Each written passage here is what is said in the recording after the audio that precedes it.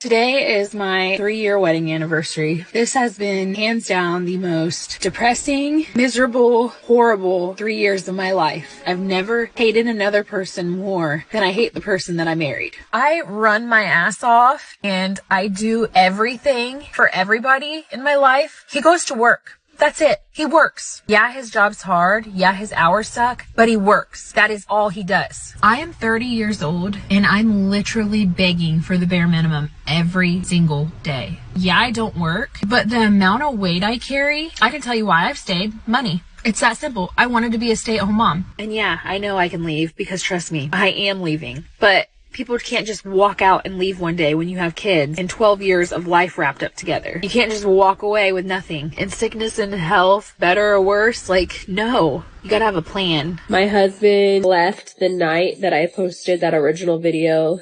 Already broken.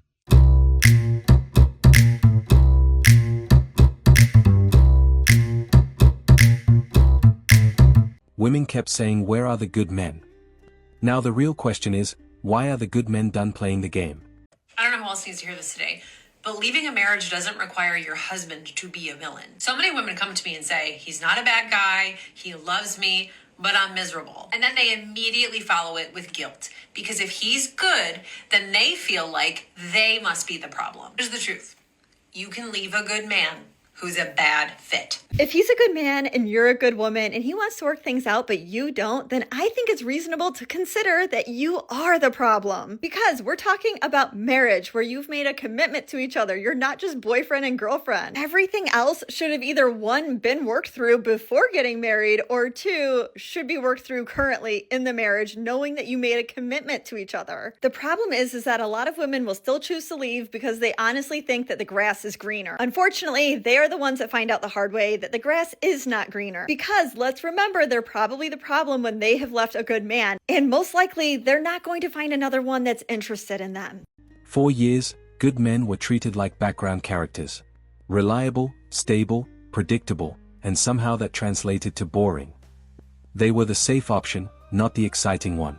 And now suddenly, they're the missing piece everyone's looking for. You know what I've noticed?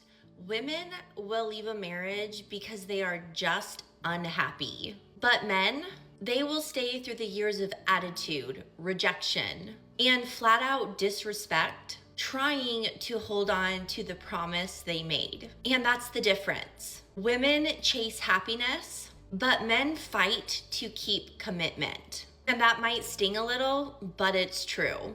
There is a big difference between being unhappy and being ungrateful. Unhappy can be worked on. It can be fixed with effort, communication, and humility. Ungrateful, that's when you stop seeing the good right in front of you. Sometimes it is not that your husband stopped trying. It's that you stopped noticing. You stopped thanking him. You stopped respecting him. You stopped showing him the love you expect back.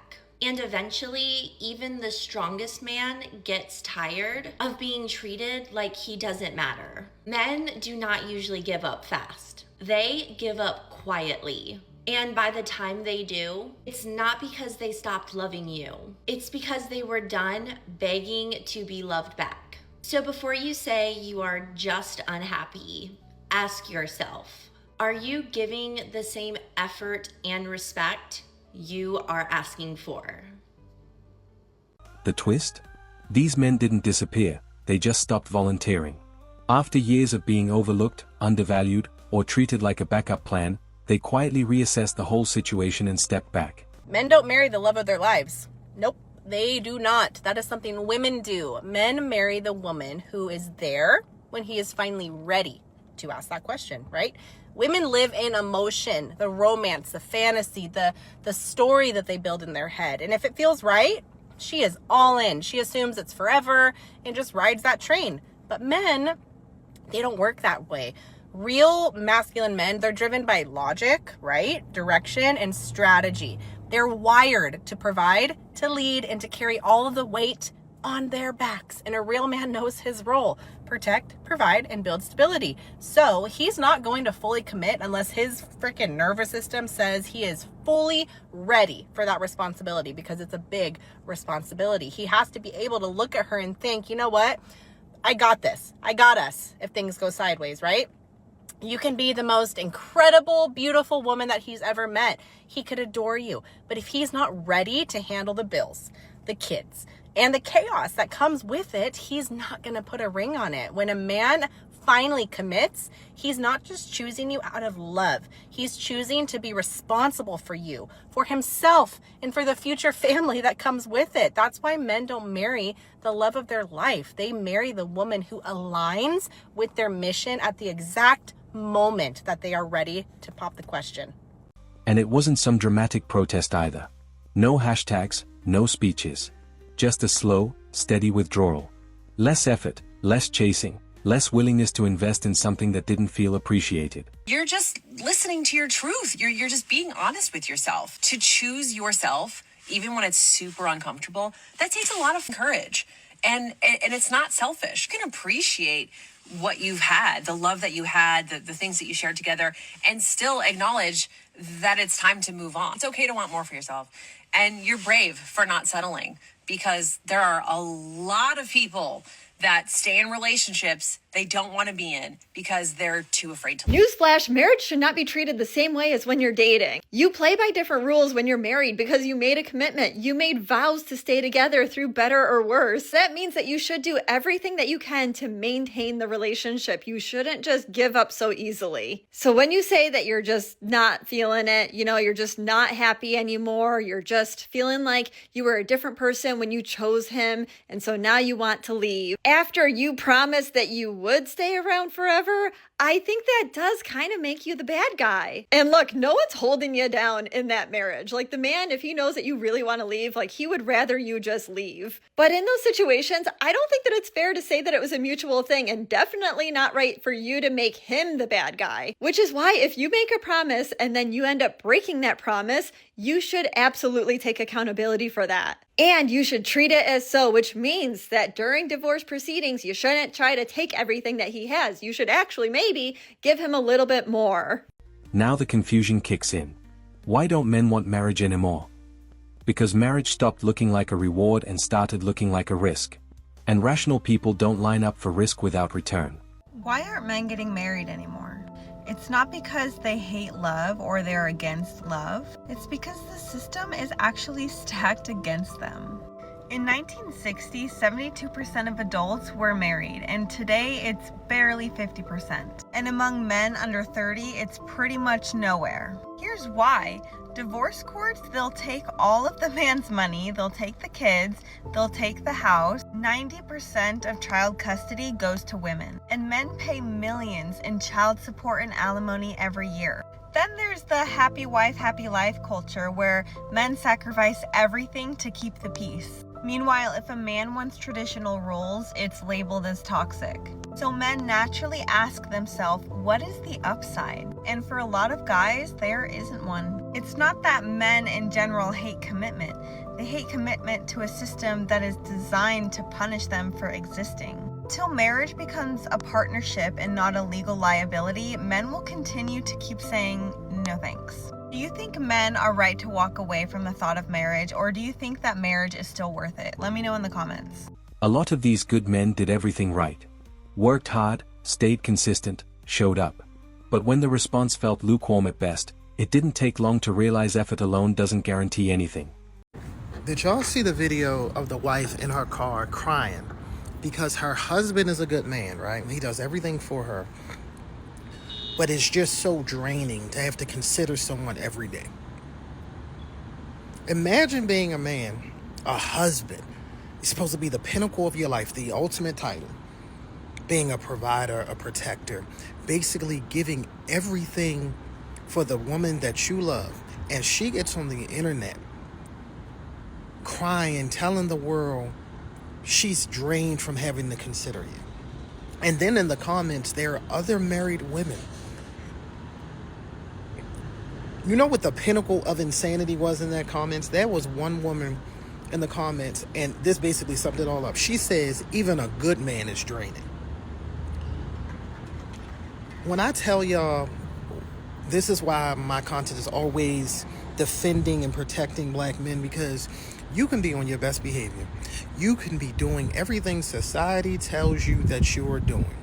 And your woman will unprovoked get on the internet as if she is living the oppression Olympics of World War III, embarrassing the hell out you, looking for confirmation bias, and she will find a harem and a group of other women who are just as deranged and delusional as her. Be safe out here, fellas. So they shifted focus. Instead of chasing approval, they built their own lives, careers, routines, peace of mind. And once that stability is locked in, there's no urgency to gamble it. Marriage to a veteran is realizing that they cannot hear you half the time. But let it be 3 a.m., dead sleep, pitch black. Ice maker goes clink. This man will jolt up out of a dead sleep like he just got reactivated. Sits straight up, no hesitation. Did you hear that? No, I didn't hear that. But you, sir, who can't hear me ask you a direct question, can hear a single ice cube fall from across the house. Now he's up, clearing the house like it's a full mission. I'm talking one in the chamber. No lights, just instincts. Checking doors, peeking out windows. And I'm in bed like, it's the refrigerator. 10 minutes later, he comes back all serious. He's like, something didn't sound right. Sir, it's been making ice this entire time. At this point, sometimes I think he wants something to happen. Like he's a little disappointed when it's not a threat. Comes back to bed like, false alarm. False alarm? You sound a little hopeful right now. This is a house, not a mission. The only thing jumping off in here is that ice maker. And apparently your enthusiasm. The hardest part to accept is that these men aren't angry, they are content. No bitterness, no loud complaints.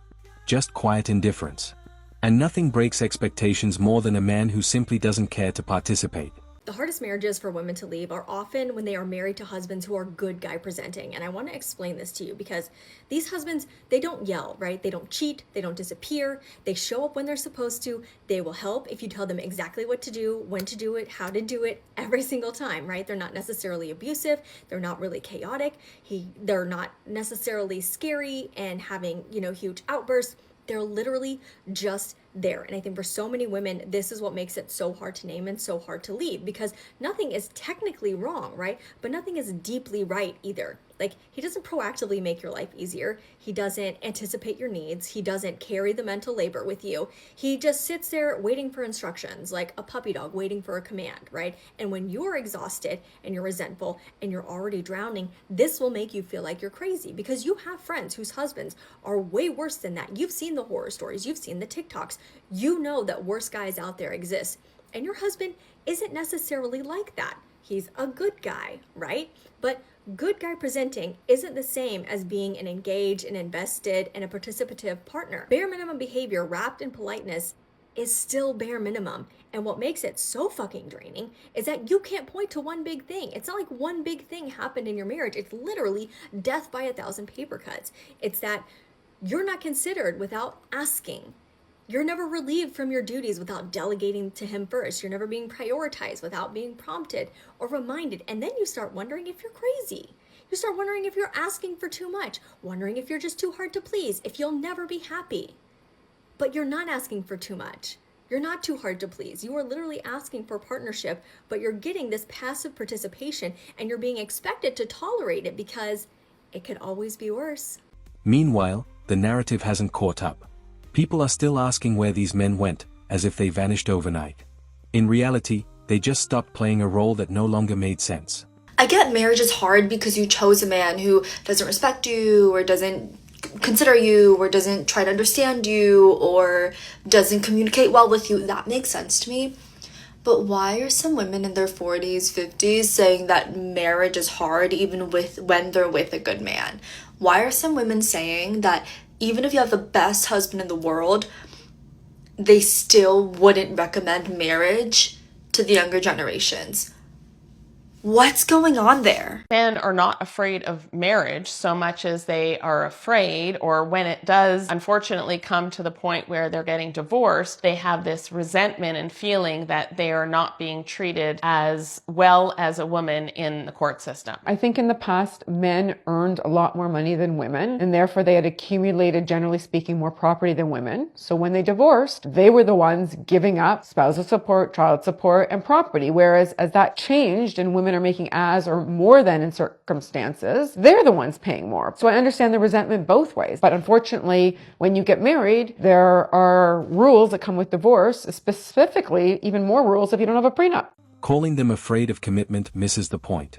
These are the same men who were willing to commit before. They just no longer see the incentive to do it under current conditions. This is how you lose a good man fast, because some of you are praying for the man of your dreams, but when he shows up, you're the one driving him away. The fastest way to repel a man of value is disrespect. If you embarrass him, talk down to him in front of others, he is done. Men will tolerate a lot, but they will not tolerate a woman who kills their respect. The second way is chaos. If being with you feels like a full-time job filled with drama, constant arguments, mood swings, and tests, he will not stay.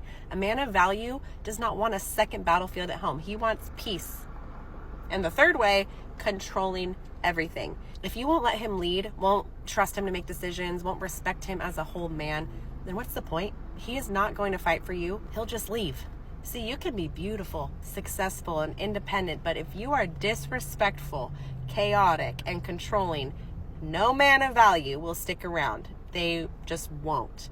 He doesn't need to. He has options, and he will walk away from a woman who drains him. So if you really want to attract and keep the man of your dreams, don't be the woman who destroys him. Be the woman who builds him up. Be the woman who adds peace, respect, admiration, and passion, because the truth is, high-value men don't waste their time where they are not valued. And if you don't get that right, you won't just repel him. You're going to lose him forever and be alone with your cats. And when enough of them make that decision, the entire dating landscape shifts. Fewer proposals, fewer long-term commitments, more hesitation across the board. Not because men can't, but because they're choosing not to. Men have it easy. That's why they're not coming in to get divorced. Their wives are doing everything. They make dinner, they take care of the kids, they go to work, they're financially contributing towards the house, and they don't have to do anything. Why would they want to give that up? So men think they have the life of luxury, and women are the ones that are coming in saying, I can't do it anymore. The uncomfortable truth is that good men didn't become unavailable, they became selective. And when you're no longer the default choice, you actually have to compete for their attention. According to the American Sociological Association, up to 71% of divorces here in the United States are initiated by women. But what about that other 29% that are initiated by men that we never hear about? So I got a little curious naturally. I went down to the Strip. I live in Las Vegas, and I interviewed 10 different men who filed for divorce, and I got their reasons as to why they filed for divorce, and these were a few of the common answers that most of the men who I spoke to gave me. One of the most common answers that most of these men gave me was that they were always being criticized by their wives, and they felt like their wives had a lack of respect toward them. Some of these men went as far as telling me that they felt most loved when their wives respected them, because that reached the core of their identity. So in turn, when their wives were being sarcastic, they were belittling them, they were comparing them to other men or other things, they felt a little small because there was a lack of respect and constant criticism. These same men who were married at one point also told me that their wives never told them that they were proud of them for the things that they had done for their families. That simple act of appreciation might make a husband feel like he can do anything in the world, but without it, he feels like his efforts are not appreciated or seen. Another reason that I gathered from these men who I spoke to was a lot of them told me that love began to feel like an obligation and no longer like an authentic or genuine desire like it did in the initial stages. They said that the beginning of the relationship and the marriage was full of passion. There was a lot of closeness, a lot of intimacy, there was a lot of physical touch, there was a lot of laughing, a lot of bonding, a lot of hanging out, cuddling, etc. But over time, kids, bills, and life overall, the monotony of life began to replace all that authentic passion with stress. When a man feels like he's only a provider and not a partner, a little bit of resistance resentment might start to creep in, and that might make him feel like he is unneeded or unwanted as a lover and as a man. And over time, that begins to weigh in on his mental health and overall his emotional well-being. So there you have it. Only about 29% of divorces are filed by the men, and this is exactly why they are filed. Only a few reasons, of course. There could be many other reasons, but these were a couple reasons that I gathered among the men who I decided to speak to today. At the end of the day, you can't keep treating something as replaceable and then act shocked when it removes itself from the equation. These men didn't change overnight, their perspective did. Men stopped playing by the rules, and now everyone's freaking out. Let's break down why silence has become the loudest move.